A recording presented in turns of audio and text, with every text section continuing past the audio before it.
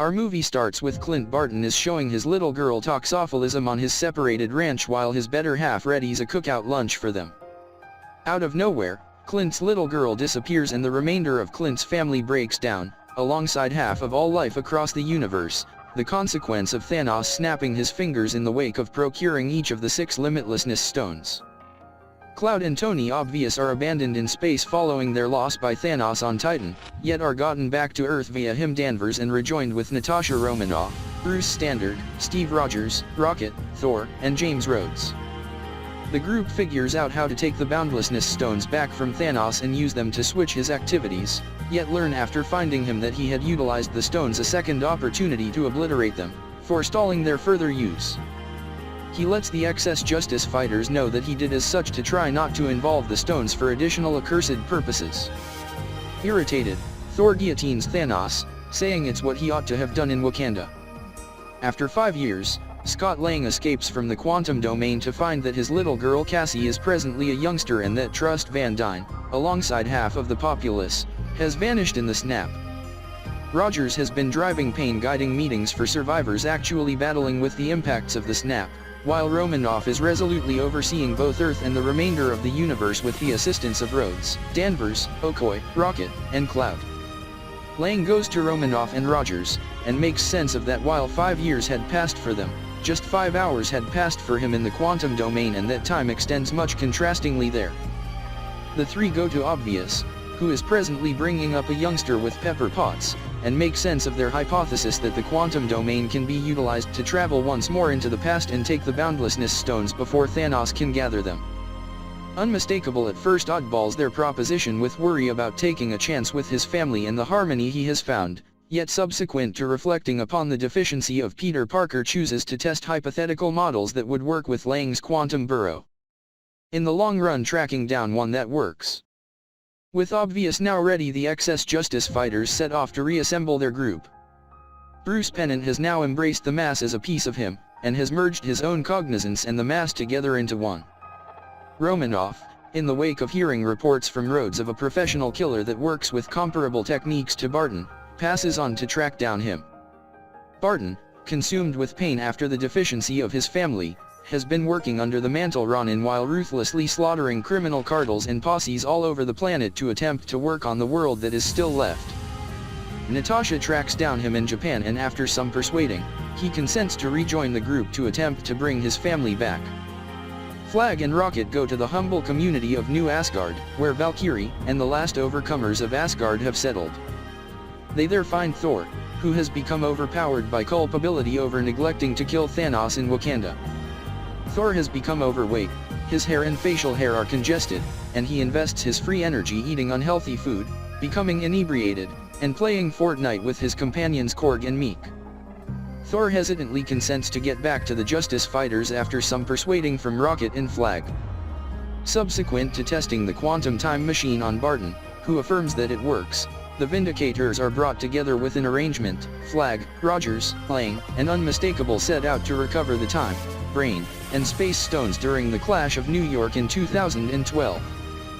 Pennant goes to the Sanctum Sanctorum, where he is educated by the antiquated one that requiring some investment stone from her timetable would forestall Stephen Unusual's future endeavors to prevent Caecilius from annihilating the laws of nature. In any case, when Standard tells her that Bizarre surrendered the time stone readily to Thanos, she permits Flag to make them suggest Peculiar had expected for a particular grouping of occasions to happen for Thanos to be crushed. Pennant additionally guarantees the stones' revisitation of their appropriate timetables to forestall any evil impacts.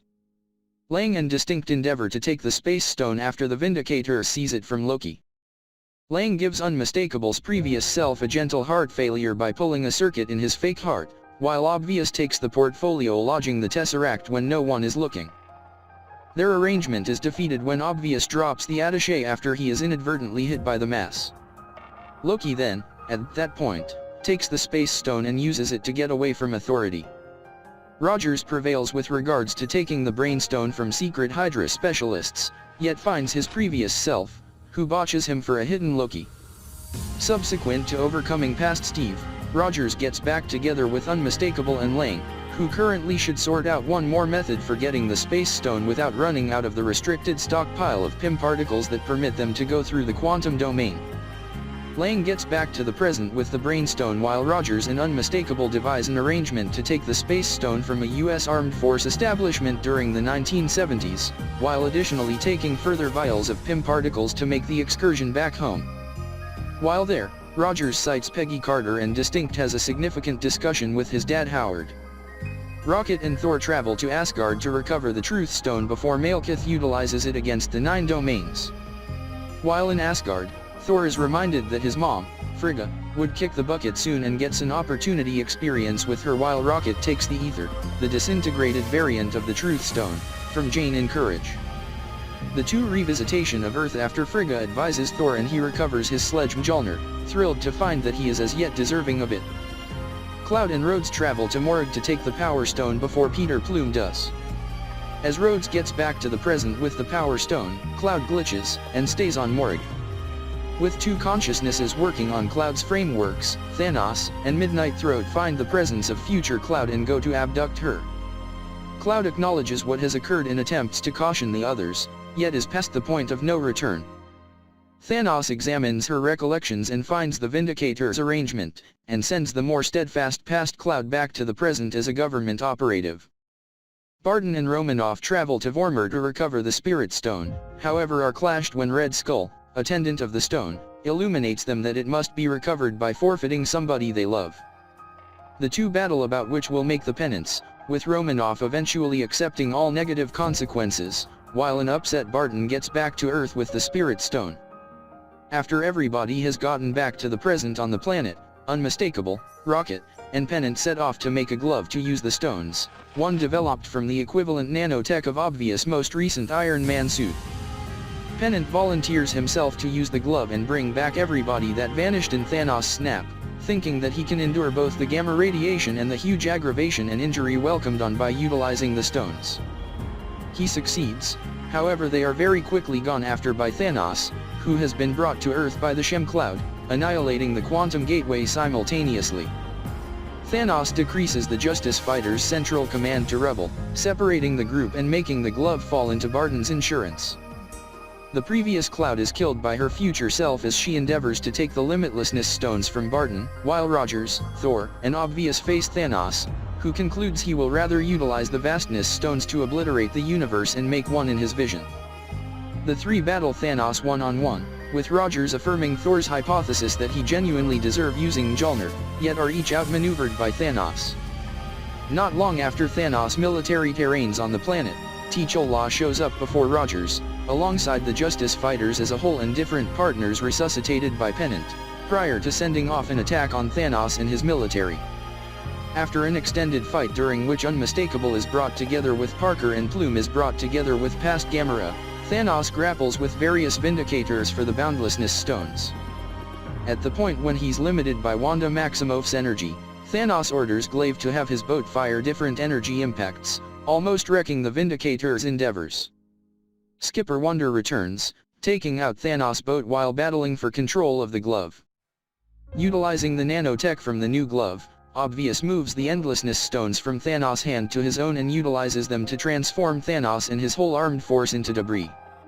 Victoriously expressing, "I'm Iron Man." Parker and Potts console Distinct as he passes on from openness to the stone's radiation.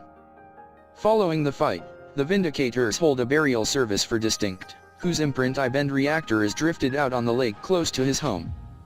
Barton and Wanda Maximoff take comfort in the way that Romanoff and Vision, who didn't return in the snap, would be glad for their triumph over Thanos.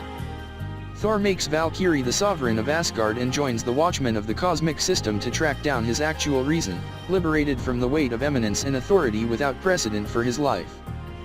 Barton gets back to his family and Parker gets back to school, where he is brought together with his closest companion Ned. In the meantime, Rogers is entrusted to go into the past to return the stones and Thor's mallet to their unique courses of events, yet chooses not to get back to the present and to rather carry on with the remainder of his life in the past with Carter. He returns before Sam Wilson and Bucky Barnes as an elderly person, and passes his safeguard and the mantle of Skipper America on to Wilson. A concise flashback shows Rogers and Carter in a standard-looking house, at long last sharing the dance they never got to have in their lounge, genuinely blissful finally. Thank you for watching and see you again a new movie.